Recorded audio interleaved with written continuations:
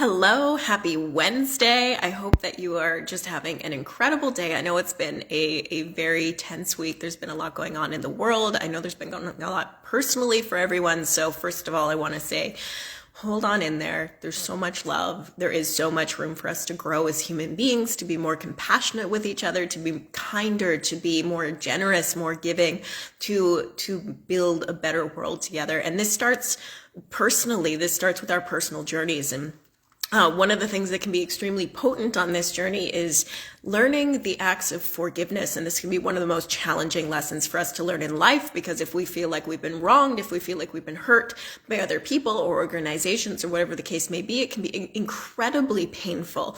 And we can carry around that baggage for weeks, months, years. Some people carry it around for a lifetime and they never let it go. And the truth is, as long as we're holding on to it, we typically feel like, they don't deserve, our forgiveness. But really, forgiveness is not about other people. It's about ourselves and unburdening our soul of that anger, because anger perpetuates itself. Everything in the universe, like attracts like. So if we're holding on to anger or hurt or pain, we're perpetuating it, right? It's like if I came in and cut you, like with a knife, and you had that wound there, and to spite me for cutting you, you didn't let that heal. You kept picking it open. You kept letting it fester. Like, you kept it open.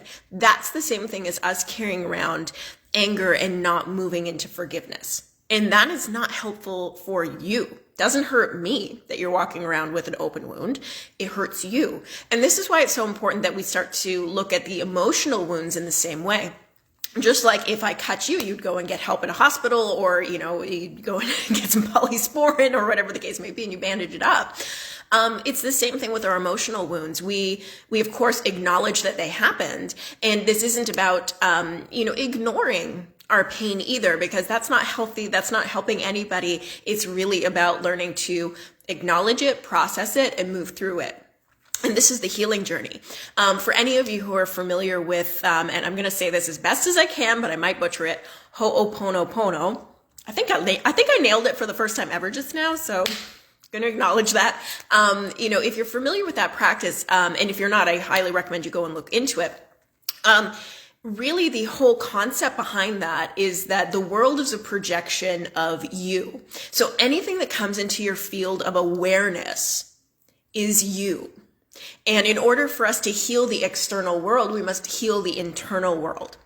And so the little kind of prayer that comes along with that is, I love you, I'm sorry, please forgive me, thank you.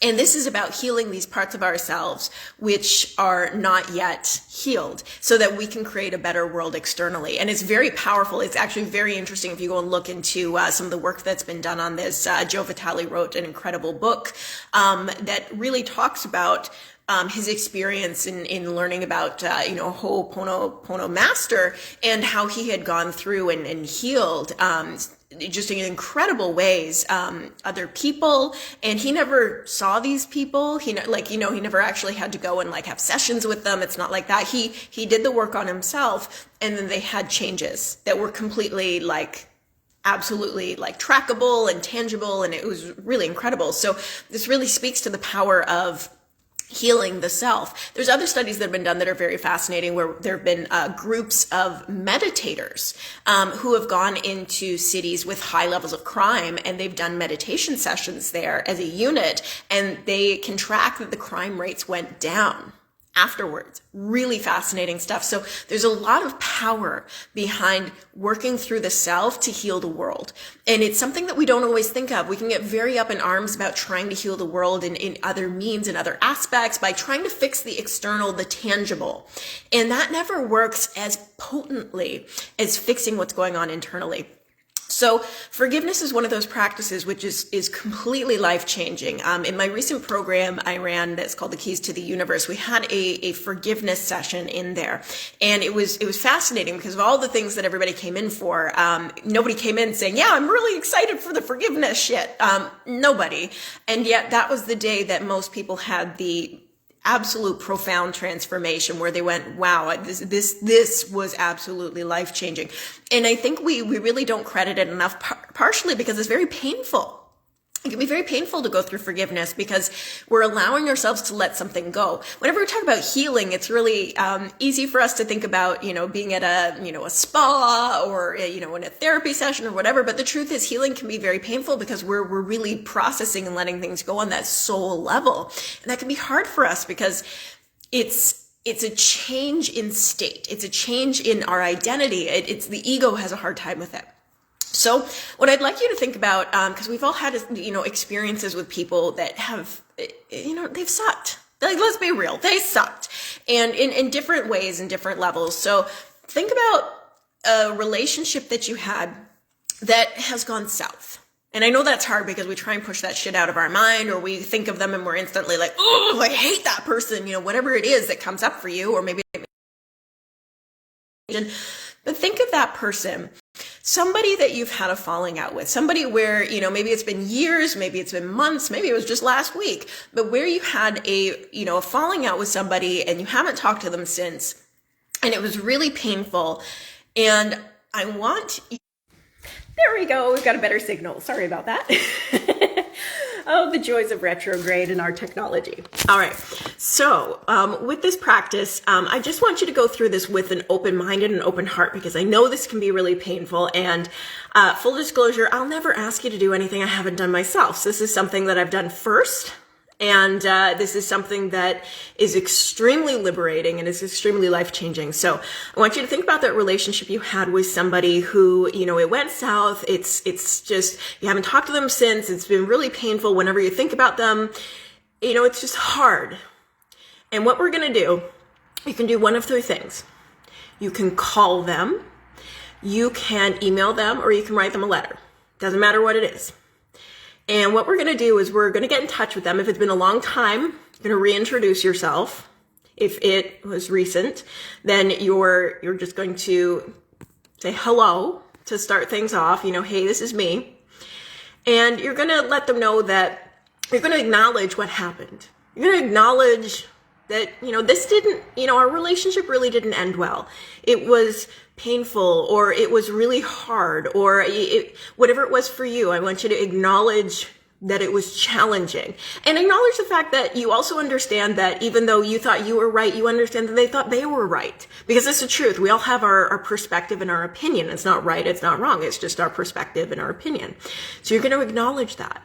And then I want you to take a moment to, let them know, like, I'm not here to pull this relationship back together. I'm not here to try and mend things. That ship sailed, and I completely get that. However, I want to acknowledge what was good about our relationship. I want to acknowledge the time that we had before things, fell apart.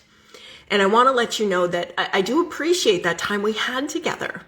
And this could be a friend, this could be an old lover, this could be an estranged child, this could be anybody in your life that you've had some struggle with. There's no limitations here. So you're going to think about who that is, and you're going to let them know what you appreciated about your relationship. And just let them know that you truly, from the bottom of your heart, you do wish them a good life. And that is one of the most liberating things you can do. And when you can get to a point where you can do that, you may not do this today, but I want you to put it down that you're going to do this at some point. Because when you can get to that point where you can genuinely give love to somebody it's hard to love, that changes your life. That changes your life on such a profound level. It's hard to even describe it until you've experienced it. It's such a complete shift in the way that we live our lives when we can do that. Because the truth is, when we get down to brass tacks, when we get down to, the way that the universe is made up, we are all just energy, and we are all universal consciousness experiencing a human experience right now. And even though we can feel like we're individual, we're all one and the same. We really are at the end of the day. We're all one and the same. And the people who can be the hardest for us to love, the people who can give us those challenging lessons that can hurt us, they are the ones that help us grow the most, because it forces us to face that situation, that challenge, usually that wound, whatever core wounding we have, because it brings it to the surface. Why it's so damn painful. So this gives you the opportunity to acknowledge them and truthfully, sincerely, let them know what you enjoyed about the relationship, and also, let them go with love. Give them, it's not like you're going to go into some kind of big spiritual blessing at the end there, but let them know that, you truthfully hope that they have a good life. And as hard as that is to do, and it's hard.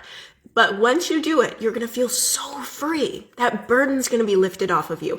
And retrograde is the perfect time to do this. It really is. It's the perfect time to do this. Why? Because retrograde brings up like all of the challenging issues. It brings up all those past relationships, all of the hard stuff. This is the time to do it. It's very powerful. It's very potent. It can change your life really profoundly. So even though this is very painful, I highly, highly recommend that you embrace it and you give it a try. So I promise you, you're gonna notice a very profound realization in the shift that you feel. Now, before you reach out to them, I want you to take the time personally, internally, to go through this process of acknowledge the pain that they've caused for you, because that's okay. It's okay that they caused you pain. It's okay to get pissed off about it or angry or cry or whatever you need to do. Feel the feelings. After you feel the feelings, what I want you to do is acknowledge your part in it, which is important because we're none of us are just complete victims here. We all had some kind of engagement, and that's okay. Acknowledge what it is that we could do better next time if we're faced with the same scenario, and acknowledge what they did as well. So we're having a complete perspective. We're looking at it objectively. That's really helpful. And then look for 3 things to be grateful about that scenario. Look for the things that could really change your life when you look at that as a means of learning, a learning experience.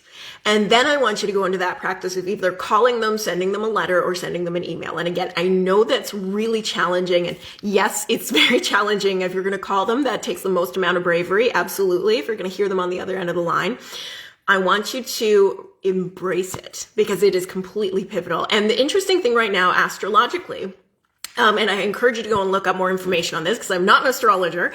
But we have this incredible thing going on with Mars going into Aries, which is its home, home body sign. And this is all about a time of courage. So for the next 6 weeks, starting on the 25th, we're going to be feeling a lot braver than usual. So this is the perfect time to be entering into doing a practice like this. This is the time for change. And when we're starting and embarking on new journeys, it is so important that we let go of the past. So this is the opportunity right now. It is knocking on your door. You tuned into this live for a reason. You were drawn to it for a reason. That means probably should do this practice. So I encourage you to go and do it. I encourage you to, see what you learn from it, see how you feel afterwards. And if you were like, holy shit, this was awesome, do it with more people, but at least start with one. Pick somebody and start with it. All right. Have a wonderful day. I hope it goes really well. And I'm here absolutely to talk these things through because I know they're challenging. They're not easy. So I love you. Have a good one. We'll talk soon. Bye.